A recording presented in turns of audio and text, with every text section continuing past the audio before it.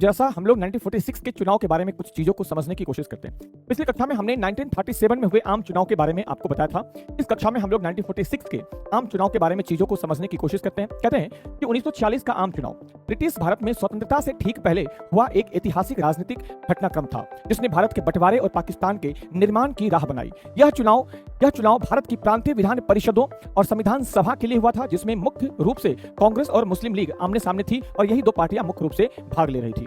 उसके बाद जब चुनाव हुए तो चुनावी संघर्ष कैसा रहा और चुनाव का परिणाम क्या हुआ। कभी कभी क्या होता है ना कि चुनावी संघर्ष और चुनाव के परिणाम भविष्य की राजनीति को तय करते हैं। और ये जो 1946 का चुनाव हुआ था, कहीं ना कहीं भारत विभाजन की जो तकदीर थी, जो पटकथा थी, यह तैयार इसी 1946 के चुनाव के पश्चात हुआ था। कहा जाता है कि 1946 के चुनाव में कांग्रेस और मुस्लिम लीग आमने सामने थी। कांग्रेस ने सामान्य अर्थात गैर मुस्लिम सीटों पर लगभग 90% से अधिक जीत दर्ज की, जबकि मुस्लिम लीग ने मुस्लिम आरक्षित सीटों पर लगभग 87% की सफलता पाई। अगर 1937 के चुनाव से आप 1946 के चुनाव की कंपैरिजन करिएगा तो मुस्लिम लीग के लिए यह एक बहुत बड़ी उपलब्धि थी। 1937 के चुनाव में मुस्लिम लीग को मुस्लिम बहुल सीटों पे मात्र 25% सीटों पे ही जीत हासिल हुई थी, क्योंकि उस समय कुल 1586 सीटों पे चुनाव हुआ था, जिसमें मात्र 111 सीटें मुस्लिम लीग के पक्ष में आई थी। अगर देखा जाए तो मात्र 25% मुस्लिम बहुल क्षेत्र में जीत हासिल हुई थी मुस्लिम लीग को। अगर देखा जाए कि मुस्लिम बहुल क्षेत्र में मुस्लिम लीग को कितने प्रतिशत का मत मिला था, तो साथियों याद रखेगा मात्र 4.7%। जी हाँ, मात्र 4.7% का मत मुस्लिम लीग को मिला था। कहा जाता है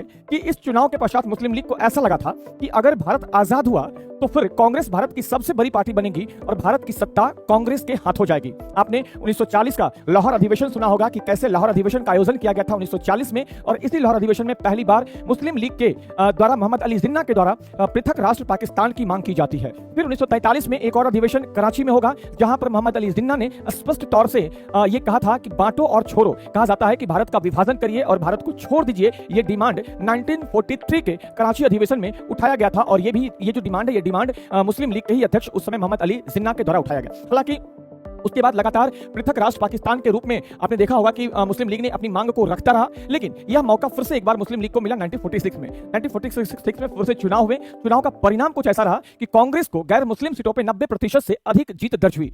इस जीत ने यह स्पष्ट कर दिया कि भारत की सबसे बड़ी पार्टी कांग्रेस थी, जबकि मुस्लिम लीग को उसके आशा के विपरीत 87% का मत मिला। मतलब मुस्लिम बहुल क्षेत्रों में मुस्लिम लीग ने भी शानदार सफलता प्राप्त करी 1937 के परिणाम की अपेक्षा। कहा जाता है कि बंगाल और सिंध में मुस्लिम लीग ने बहुमत पाया। वहीं पर 1937 के चुनाव में कोई ऐसा प्रांत नहीं था जहां पर मुस्लिम लीग को पूर्ण बहुमत मिला होगा। मुस्लिम लीग ने 2 राज्यों में सरकारें तो बनाई थी, लेकिन वह सरकारें भी दूसरी पार्टी की सहायता से, यूनियनिस्ट पार्टी और कृषक प्रजा पार्टी की सहायता से बनाई थी। किसी भी प्रांत में मुस्लिम लीग को पूर्ण बहुमत नहीं मिला था। हालांकि बिहार में उस समय में मुस्लिम लीग को एक भी सीटों पर जीत हासिल नहीं हुई थी। बिहार में मुस्लिम इंडिपेंडेंट पार्टी को 20 सीट मिला था, जो जिन्ना की पार्टी नहीं थी। कहा जाता है कि 1946 के चुनाव के पश्चात जिन्ना को उसके आशा के विपरीत जाकर के एक बड़ी सफलता मिली। बंगाल और सिंध में मुस्लिम लीग ने बहुमत पाया। वहीं पर पंजाब में मुस्लिम लीग के प्रदर्शन उसके दावा को और भी मजबूत किया और वह भारत के मुसलमानों का मुख्य प्रतिनिधि पार्टी बन गई। बाकी प्रांतों में जैसे मद्रास, बंबई, यूपी, बिहार, उड़ीसा, असम इत्यादि में कांग्रेस को बहुमत मिला, और जिस जगह पर कांग्रेस ने अपनी सरकारें बनाई। कहा जाता है कि उस समय में बिहार में लगभग 152 सीटों पर चुनाव लड़ा गया,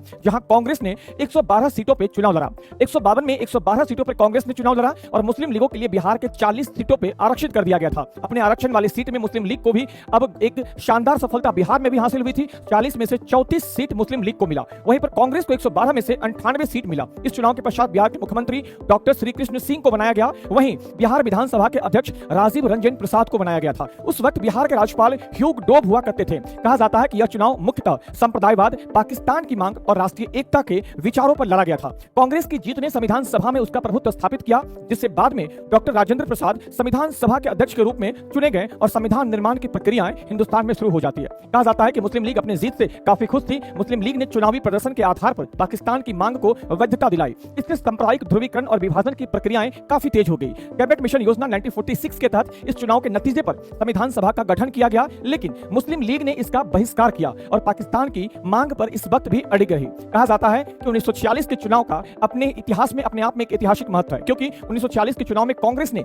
देश की एकता और संविधान सभा के अधिकार को जनता की ओर मजबूत किया। वहीं मुस्लिम लीग की चुनावी सफलता ने स्पष्ट कर दिया कि मुस्लिम समुदाय का बड़ा हिस्सा उनके पाकिस्तान के विचार से जुड़ा है। जिससे बंटवारा लगभग तय हो चुका था। इस चुनाव ने भारत में लोकतांत्रिक परंपराओं की नींव तो रखी और स्वतंत्र भारत की राजनीति, संविधान और विभाजन की दिशा भी तय किया और इसमें भी एक निर्णायक भूमिका निभाई। कहा जाता है कि 1937 के चुनाव से अगर 1946 के चुनाव का कंपैरिजन किया जाए तो मुस्लिम लीग और मोहम्मद अली जिन्ना की जो मांग पृथक राष्ट्र के रूप में पाकिस्तान की रही थी, इसे एक मजबूत बल मिला और आखिरकार 14 अगस्त को पाकिस्तान भारत से अलग होकर एक नए राष्ट्र के रूप में विकसित हुआ और यहां पे द्विराष्ट्र का सिद्धांत पूरी तरीके से स्पष्ट रूप से प्रतिपादित होता हुआ देखा गया था। तो इस तरह से हम लोग 1937 के चुनाव और 1946 के चुनाव को एक साथ समझने की कोशिश करते हैं कि आखिर इन चुनाव ने कैसे भारत को विभाजन की कगार पर ले गया और भारत में फिर से एक बार विभाजन हुआ और दो अलग राष्ट्र भारत और पाकिस्तान का निर्माण हुआ।